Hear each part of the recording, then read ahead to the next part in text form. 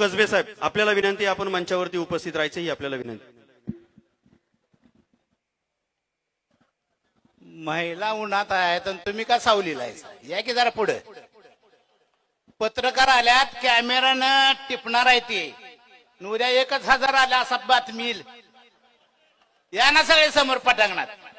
कशाला सावलीला राहिला? चहा नंतर प्या. या सगळे उपाशी राहावा की एक दिवस काय होतंय बिघडत. या सगळे पटांगणामध्ये. तिकडं का दडलाय? या ना समोर. पत्रकार इथं बघायला तिकडे माणसं दिसेना झाल्यात. पुढे या, येणार असाल तर. लढाई ही अशी सावलीला राहून होत नाही. लढाई सावलीला लावून होत नाही, रणांगणात यावं लागतं. सर्व महापुरुषांना मी वंदन करतो. विचारपीठावर सर्वच प्रतिष्ठित व्यक्ती, या विभागाचे आमदार गोरके साहेब, कांबळे साहेब, त्यांचे सर्व सहकारी आणि माझ्या जमलेल्या बंधू आणि भगिनींनो. बागवे साहेब म्हटले की मांगांना न्याय का मिळत नाही? मी म्हणतो कसा न्याय मिळेल आपणाला? कसा मिळेल? फडणवीस साहेब निर्णय का घेत नाही? ते प्रेशर खाली आहेत. ना आपलं काय प्रेशर आहे? एवढंच 5 मिनिट बोलतो माझं भाषण संपवतो. मराठ्यांचा पक्ष राष्ट्रवादी आहे, ते सत्तेत आहेत. चमाराचा पक्ष बसप आहे, तो सत्तेत आहे का नाही? मुस्लिमाचा पक्ष एमआयएम आहे, ते सत्तेत आहेत का नाहीत? ब्राह्मणाचा बीजेपी आहे, काँग्रेस आहे, शिवसेना आहे, ते सत्तेत आहेत का नाहीत? धनगरांचा रासप नावाचा पक्ष आहे, ते सत्तेत आहेत. महारांचा आरपी आहे, वंचित आहे, काटा केलाय त्यांनी. मांगाचा काय आहे? मांगाला पक्ष कुठं आहे? गोरके साहेब. कधी नाही ती मेळा झालाय आपला.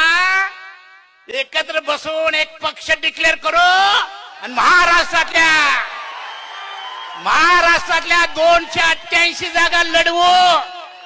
आणि मांगामुळे पटापट पडा लागली की मग एका दिवसात निर्णय होईल. ते सगळेच पक्षवाले म्हणतात आमचंच गडे आहेत. सगळं पक्ष काय मध्ये ही कुठं जात्यात? मोर्चा आहेत लाखाचा, पण इलेक्शन मध्ये आमचंच गडे आहेत. त्यांना भीती वाटली पाहिजे. रिपब्लिकन पार्टी ऑफ इंडियाने 1995 ला महाराष्ट्राच्या सगळ्या जागा लढवल्या. 29 जागा काँग्रेसच्या आरपीच्या मतामुळे पडल्या. लोकसभा लागली, काँग्रेस आउट झाली, युती सरकार आलं. काँग्रेसनं 4 खासदारकी दिल्या का नाही? अजून प्रेशर आहे. वंचित आघाड्यांनी काटा केला का नाही? मराठी सुद्धा पाळीला राहिली, मला तिकीट पाहिजे म्हणून. आणि ह्या गेल्या 75 वर्षामध्ये हे सगळेच पक्ष म्हणतात मांगा आमचे आहेत. मांगामुळे कोण पडलो पण म्हणत नाही, निवडून पण आलो म्हणत नाही. गोरके साहेब 29 तारखेला विजय मेळावा काढू. त्यांना का तारीख द्यायला ना तुम्ही? 29 तारखेपर्यंत निर्णय घ्या आणि विजय मेळावा काढू. जर निर्णय जाहीर झाला तर 288 जागा आणि खासदारकीच्या 48 जागा मांगल लढवणार. अरे इंदिरा गांधीच्या काळात 3 लाखानं 2 लाखानं 2.5 लाखाच्या फरकानं माणसं निवडून येत होती. आता 5-10 हजार म्हणजे शिंदी दांडी झाली. आणि मांगाचं तेवढं मतदान आहे का नाही? काय डोंगर, काय दर्या, गडी पडला आमच्यामुळं. आणि गेल्या वेळेस 750 मतानं निवडून आला होता. गोरके साहेब, महाराष्ट्रातले सगळे आमदार आमच्यामुळेच निवडून येतात आणि आमच्यामुळेच पडतात. सगळे आमदार आमच्यामुळेच निवडून आमच्यामुळेच पडतात. प्रत्येक मतदारसंघामध्ये 25 ते 27 हजार मतदान मांगाचं आहे का नाही? निवडून कशाने आल्यात? 1000, 2000, 5000. आमचीच मत आहेत ती. पण आमचा पक्ष नसल्यामुळे, आमचा राजकीय बॅनर नसल्यामुळे आमची मोजदाद होत नाही. आणि म्हणून गेल्या 75 वर्षामध्ये मांगाच्या मागणीला न्याय देत नाही. न्याय. मी पाटणला गेलो होतो. खासदार श्रीनिवास पाटील निवडून आला होता. तो सगळ्या समाजाला भेटी द्यायला चालला होता. सगळ्या समाजाचा आभार मानत आला. मी त्या कमानीत होतो पाटणला मांगाच्या. खासदार फिरणार एवढ्यात पाटील म्हटलं, अण्णा तिकडे जाऊ नका, मांग माझी आहेत, चला पुढं. मांग माझे आहेत, सगळेच पक्ष म्हणतात इकडे आमचंच आहेत, आणि हे विश्वास आम्ही दिल्यामुळे आमचं वाटूळ झालंय. गोरखे साहेब पक्ष काढला तर तुमचंही पद तिथं फिट होणार आहे. होणार आहे की नाही का सांगा?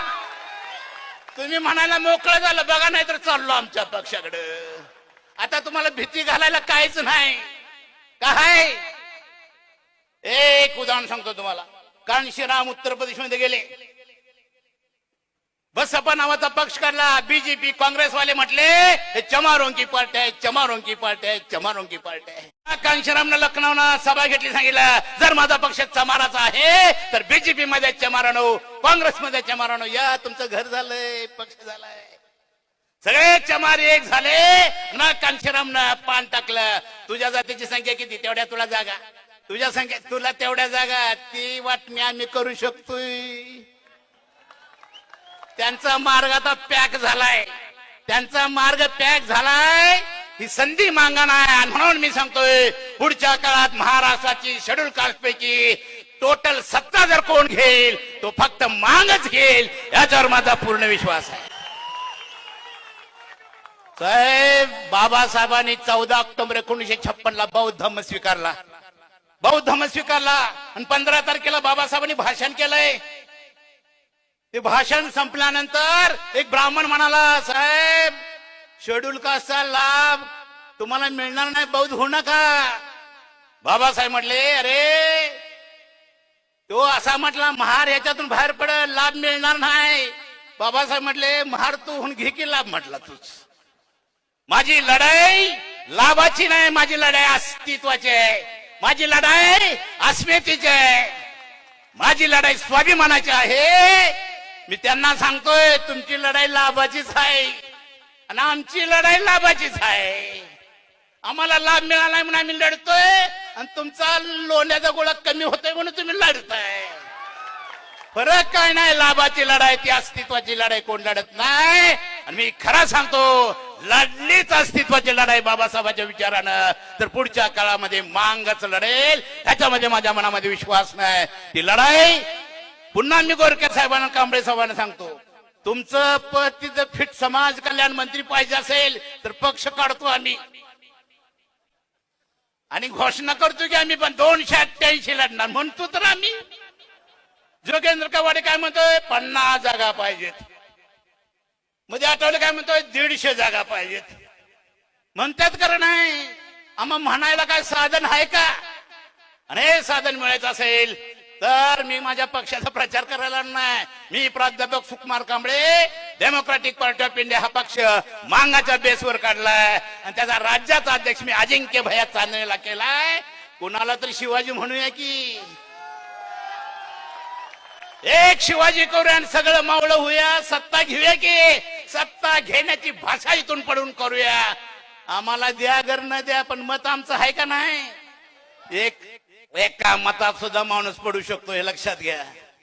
आता 1.5 लाखाचा फरक आहे का? आहे का 1.5 लाखाचा? गोरखे साहेब 5-10 हजार म्हणजे आमची मतं आहेत का नाही? ती दखलपात्र व्हायची असतील तर मांगाच्या बेसवर सुद्धा एक राजकीय पार्टी निघाली पाहिजे. रे तिथं वडार समाज आपल्या सोबत आलाय, वाल्मिक समाज आपल्या सोबत आलाय, धनगर म्हणतोय तुमच्या सोबत आम्ही येतो. हे महारी तर सगळे दलित समाज जरी एक झाले तर महाराष्ट्राची सत्ता आम्हीच घेऊ शकतो, याच्यावर माझा विश्वास आहे. आणि हे लोन वाढलं तर बौद्ध समाजाला पण जागा सोडूया की 4.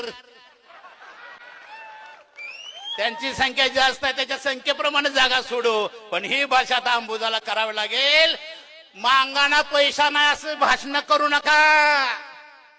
गरीब नाही आम्ही, दारू जुगार मटका देव मटका सज उधळते पैसे आम्ही. तीच पैसे जर राजकारणात खर्च केले तर माणसं निवडून येतील का नाही? पैसा लय आहे मांगांच्याकडे. प्रत्येक रविवारी अर्धा किलो का होईना लागतच, त्याला लागतोय पैसा.